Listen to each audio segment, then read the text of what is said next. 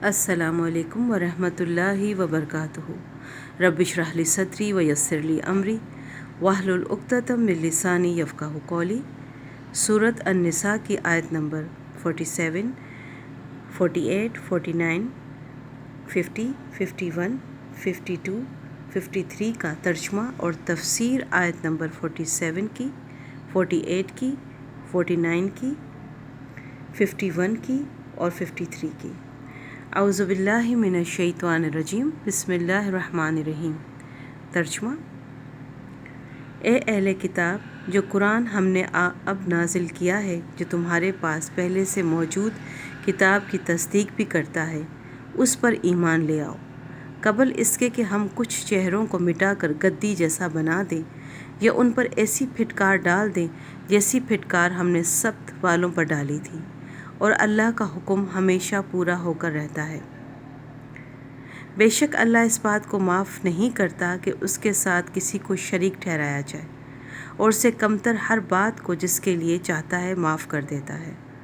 और जो शख्स अल्लाह के साथ किसी को शरीक ठहराता है, वो ऐसा बहतान बांधता है जो बड़ा ज़बरदस्त गुनाह है। क्या तुमने उन लोगों को नहीं देखा जो अपने आप को बड़ा पाकीज़ा बताते हैं, हालांकि पाकीज़गी तो अल्लाह जिसको चाहता है अता करता है, और सतह में उन पर एक तागे के बराबर भी जुल्म नहीं होता।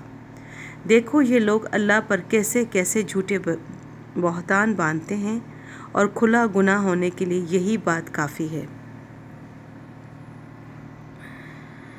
जिन लोगों को किताब यानी तौरात के इल्म में से एक हिस्सा दिया गया था, क्या तुमने उनको नहीं देखा कि वो किस तरह बुतों और शैतान की तस्दीक कर रहे हैं, और काफिरों यानी बुत परस्तों के बारे में कहते हैं कि ये मोमिनों से ज़्यादा सीधे रास्ते पर हैं। ये वो लोग हैं जिन पर अल्लाह ने फिटकार डाल रखी है, और जिस पर अल्लाह फिटकार डाल दे उसके लिए तुम कोई मददगार नहीं पाओगे। तो क्या उनको कायनात की बादशाही का कुछ हिस्सा मिला हुआ है? अगर ऐसा होता तो ये लोगों को गुठली के शिगाफ के बराबर भी कुछ न देते। तफसीर। सब्त सनीचर के दिन को कहते हैं। तौरात में बनी इसराइल को उस दिन रोज़गार का कोई काम करने से मना किया गया था, लेकिन एक बस्ती के लोगों ने उस हुक्म की नाफरमानी की, जिसके नतीजे में उन पर अज़ाब आया और उनको मस्ख कर दिया गया। इस वाक़े की तफसील के लिए देखिए सूरह आराफ। यानी शिर्क से कम किसी गुनाह को अल्लाह ताला जब चाहे तौबा के बग़ैर भी महज अपने फ़ज़ल से माफ़ कर सकता है, लेकिन शिर्क की माफ़ी उसके बग़ैर मुमकिन नहीं कि मुशरिक अपने शिर्क से सच्ची तौबा करके मौत से पहले इस्लाम कबूल करके तौहीद पर ईमान ले आए। यानी पाकीज़गी और तक़द्दुस अल्लाह ताला उन्हीं को अता फ़रमाता है जो अपने इख्तियारी आमाल से ऐसा चाहते हैं।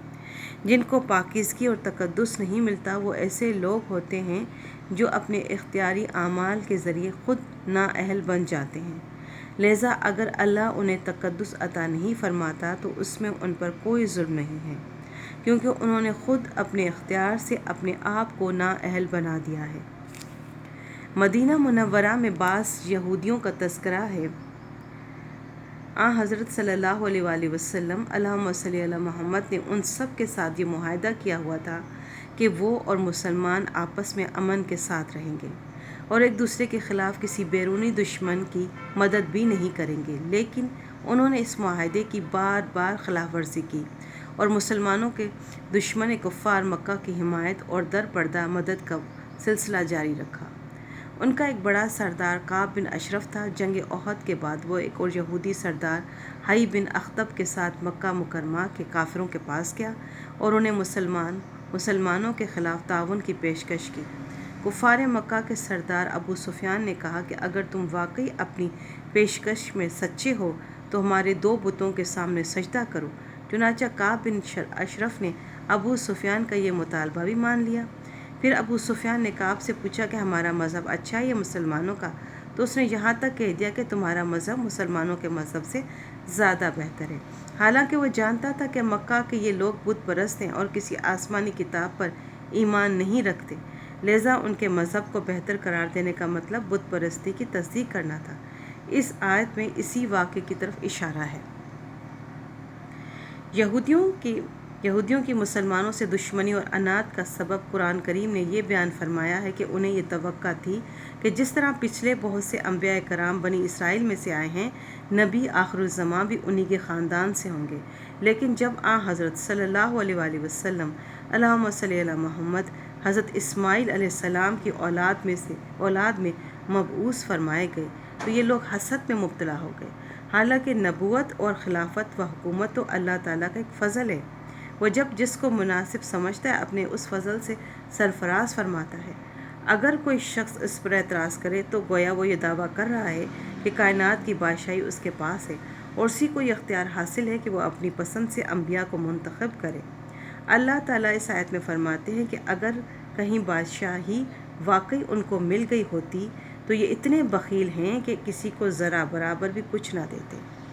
سبحان ربک رب العزت عما یصفون وسلام علی المرسلین والحمد للہ رب العالمین۔